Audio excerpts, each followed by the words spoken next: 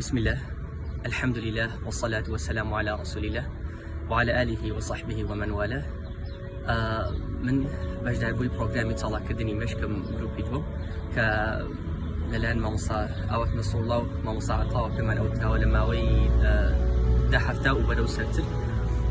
الحەمدوللیلە لە فەزڵی خوای گەورە سوودێکی ئێزگار زانستی و ئەکادمی زۆرمان لێبینیوە. پێش بەشداریکردن لە دەوری یادگەر طبعاً مامۆستا ئاوات و ئەوانمان نەئەناسی و تەمەنمان بچووک بوو سۆشیال میدیاکان و کتێبەکان، یعنی شتێکی ئاوا بەهێزیان تێدا نەبوو کە بتوانین سوودیان لێ وەربگرین. پاش کرانەوەی ئەم دەورات و کۆرساتانە و مامۆستا ئاواتمان ناسی، الحەمدوللا بە شێوازێکی زانستی و ئەکادمی و مستەوایەکی بەرز داخلی بابەتەکان بوو. من کاتی خۆی کێشێکی زۆر هەبوو بەسەراحەت لەگەڵ لەبەرکردنی وشەسازی ئینگلیزیە، لەگەڵ حیفظی قورئانە، لەگەڵ وشەسازی عەرەبیە، یاخود دائیمەن ئەوانە لام پرسیار بوون مەسئەلەن کە بۆچی هەر کاتێک مەوێ زانیاریەکان بکرێتەوە نایەتەوە یادم، یان بۆچی من کاتێک کە ماوەیەکی زۆر ڕازعی بابەتێک ناکەون لە بیرمە چێتەوە دووبارە دەبێت هەڵسم بە لەبەرکردنەوەیەوە. طبعا کە دەورەکەمان تەواو کرد الحەمدوللا، هەر لە ئەسنای دەورەکەشا طبعا سوودەکان یعنی ڕاستەخۆ دەست پێ کات و لە سەرەتای دەورەکەوە بەرەو کۆتاییەکەی مستەواکەی بەرز دەبێتەوە. ئیذەن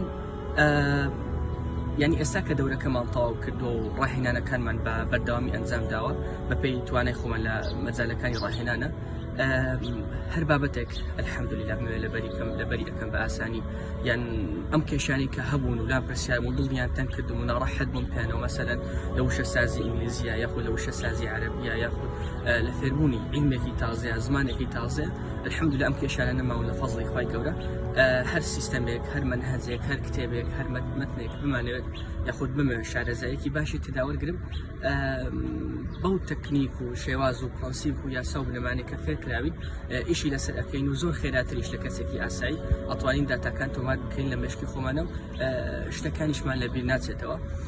ئەمە لە بابی لەبەرکردنە. طبعا لە ئەسنای کتێب خوێندنەوەیە من کەسێک زۆر حەزم بە کتێب خوێندنەوە بوو، بەڵام کێشەکەم ئەو کە مەسەلەن 2 مانگە کتێبێکم خوێندوتەوە نەمەزانی کە چی تێداما و داتاکانم لەبیر ئەچونەوە زانیاریەکانی. لێرە ئەمە ئیشمان لەسەر خێرابینین ئەکرد.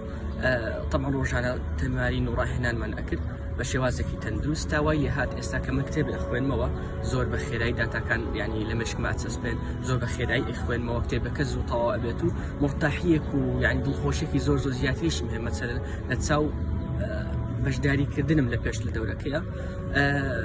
ئیذەن ئەوە هەمووی یعنی فەزڵ و گەورەی خوای گەورەیە کە ئەم چاکەی لەگەڵا کردوون.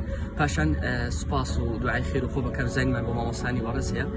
ئینشاءالله وەکو چۆن دەورەکە بوو بەمای خێر و ڕەحمەت و چاکە بۆ ئێمە و یعنی ئەم دڵخۆشیە زۆر و چاکەی لەگەڵا کردین بۆ ئێوە شوا ئەبێت و خوای گەورە ئەکاتە مای ئاسانکاری بۆ ئێوەش بۆ ئەو مەبەستانی کە ئەتانەوێت لە بواری چاکسازی کەسی کۆمەڵگای بەکاری بێن ئینشاءالله. بارك الله فيكم والسلام عليكم ورحمة الله وبركاته.